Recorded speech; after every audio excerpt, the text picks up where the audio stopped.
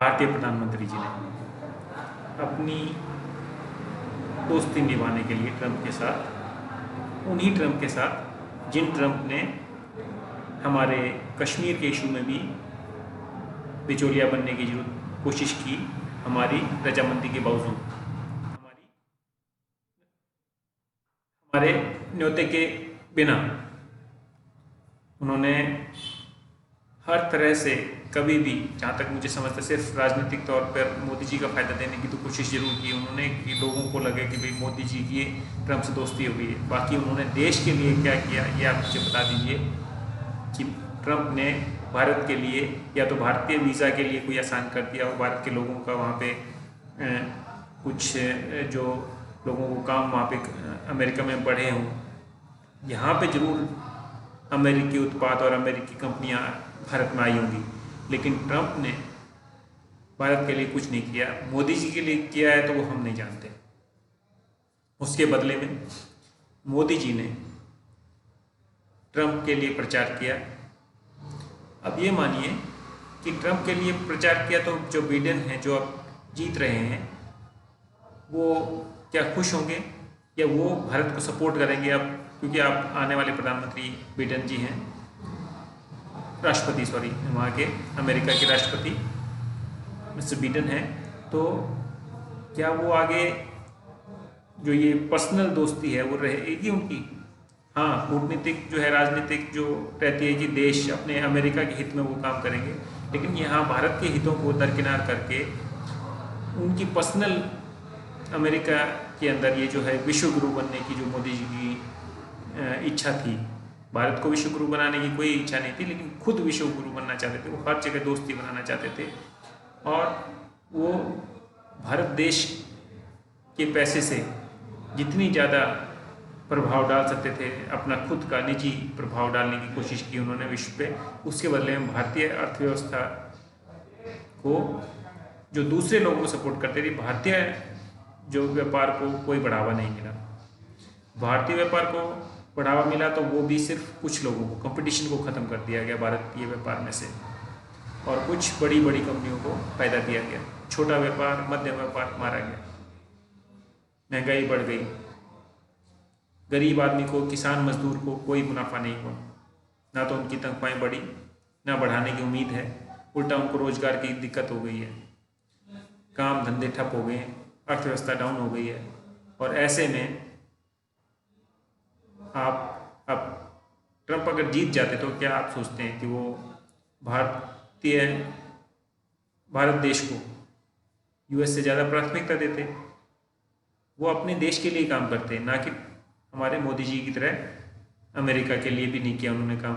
अगर वो अमेरिका के लिए काम करते तो हम सोचते कि हमारे जो है दो देशों के रिश्ते मजबूत हो गए, उनको कहीं पर किसी जगह मदद करते, लेकिन उन्होंने एक पर्सनल इंसान को, ट्रंप को मदद कर दी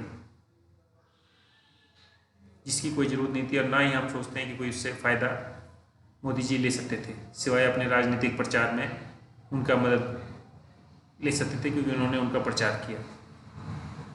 तो ये जो देश के साथ खिलवाड़ हो रही है, ये जो अर्थव्यवस्था डाउन है, ये ऐसे ही डाउन नहीं है, इसमें जो है अपने प्राथमिकता जो है खुद के ऊपर दी जा रही है। मोदी जी खुद को राजा बना के या भारत का भगवान समझ रहे हैं, और उनके नीचे जो लोग हैं उनको भगवान बनाए हुए, क्योंकि वो उससे, उनको भगवान कौन बनाए हुए हैं? उनके भक्त लोग, मोदी भगवान। तो आजकल भक्त भी जो है कोई, मतलब वो भी अपने निजी फ़ायदे के लिए, और निजी फ़ायदा कहाँ से मिलना था? देश का। तो देश की अर्थव्यवस्था को पूरी तरह झटका लगा, गरीब आदमी मारा गया, और जो लोग ये कहते थे कि हमें क्या फ़र्क पड़ता है, अगर ये जो है मोदी जी कुछ भी करते तो हमारे को तो फिर भी कमा के खाना है। जो भक्त लोग नीचे प्रचार करते थे, हमें तो फिर भी कमा के खाना है, हमें तो फिर भी काम करके ही देगा कोई। अरे काम करके भी मिल जाएगा, अब वो भी लाले पड़ गए।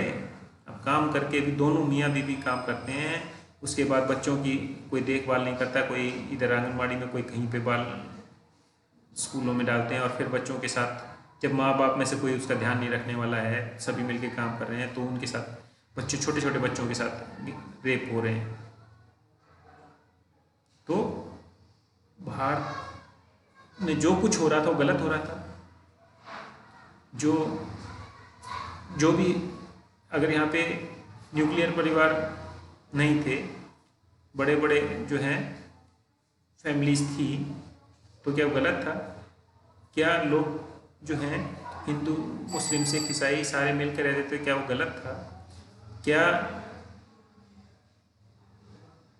जो सिर्फ बदल देने से प्रचार तो कर सकते हैं? मोदी जी का तो एक ही आइडिया है कि जो कुछ है गलत है उसका दुष्प्रचार करो। जब आप विपक्ष में है तो उस पर बुराई करो, जब आ जाओ तो उन्हीं स्कीमों को अप्लाई कर दो, फिर उसमें भी अपना फेरबदल करके उसको बदल के ऐसा उसमें अपना कुछ ना कुछ डाल दो।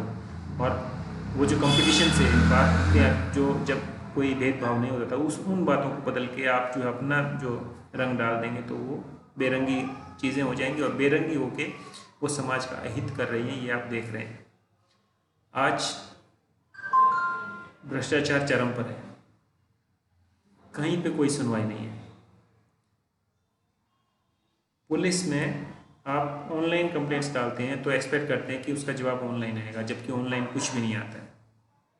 आपकी चीज़ें ऑनलाइन रहती हैं, आपका डेटा ऑनलाइन रहता है, वो भी फिर फाइनली थानों में जाके अपने कागज़ देते हैं लोग, और उन कागज़ों में वो पुलिस वाले अपनी मर्जी से करते हैं। उसके बाद उसका रिपोर्ट भी नहीं देखते, आपको ये भी पता चलता है आपके ऊपर क्या एक्शन हुआ, और कोई जवाबदेही नहीं। जितने भी ऑनलाइन सिस्टम जो बैठे हुए हैं वो बिचौलिए का काम कर रहे हैं, सरकारी तंत्र का बिचौलिया, उनको पैसे पहुंचाने का काम। बिना पैसे दिए कहीं से कोई काम नहीं हो रहा है। अगर आप ईमानदारी से किसी की मदद करना चाहें तो आप कहीं पे भी ऑनलाइन मदद नहीं कर सकते किसी की, क्योंकि वहाँ पे आगे एक बोटलनेक लगाया हुआ है सिस्टम में, जिससे वो काम रोक दिया जाता है।